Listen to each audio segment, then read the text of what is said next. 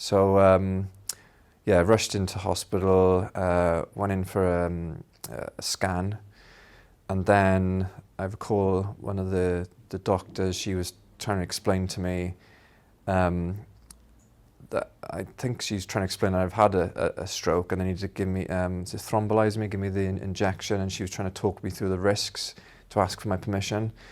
But again, I couldn't speak, and I couldn't quite understand, because I couldn't understand why are you talking like this? Why are you saying there's a risk of, well, death or, not getting, better?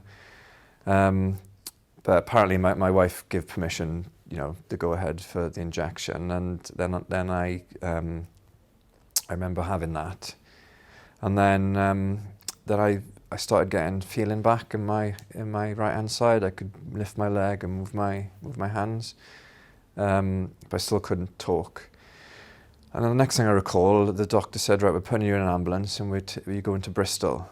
And then some sort of, I guess, some sort of screen came down over my head, and again I was told to keep very still. And then you kind of found out, like, they went in through the groin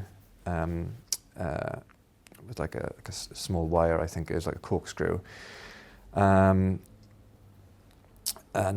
yeah, to the brain. And obviously I was awake during all that, and I had the feeling of, I could feel it in my brain, which was quite a weird, sort of get some flashing white lights I could see, and then there was a moment, I'm assuming it was when they were pulling it back out, then it was the only moment I really got scared, because it felt like I couldn't breathe. I was like I was going to be sick, but wasn't sick and couldn't breathe, and it got to a moment I thought, this is it, I'm gone now, because I just could not breathe.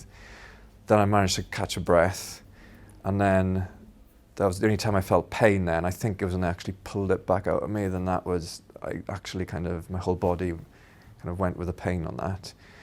And then I remember they were sort of saying, yeah, we got it. Kind of loads of people then, like, kind of high-fiving, shaking my hand, saying we got it. Then it very quickly moved on to another trolley then and taken out to recovery. And I just remember the people pushing me, they were just asking me questions all the time, what's your name, what's your wife's name? And then I finally managed to say, Kate, how many children have you got? I kind of managed to say 2.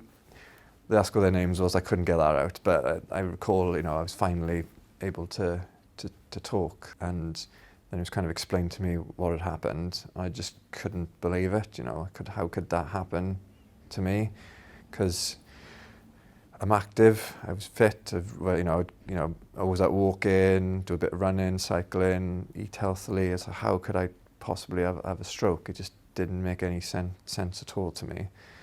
And the fact is, I got lucky that it was on a weekday in the morning, during a period of a working week essentially. So if that had happened on a weekend or in the middle of the night or on a holiday period, I wouldn't have had it. And I've since been told by the doctor in Bridgend, if I hadn't had that procedure, I would never have been able to speak again. And that's quite a scary thought, and I couldn't have lived like that.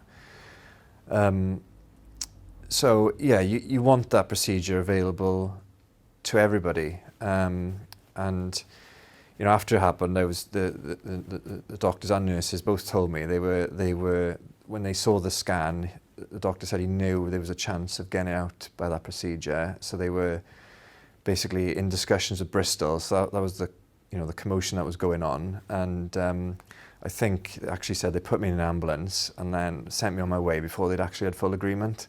So luckily I got that agreement, and they were all there waiting for me. So, but yeah, if a procedure is available, it should be available to everybody.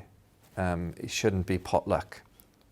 So whether that is, if it's money is needed for that procedure, if it's training, but at the end of the day, some people have the skills, so those skills should be transferred across the NHS in England, Wales, Scotland, Ireland. Everybody should be able to have it. So if there's a chance of getting that clot out of your brain, it needs to happen, because say in the long run, it's bound to save on NHS resources, without doubt.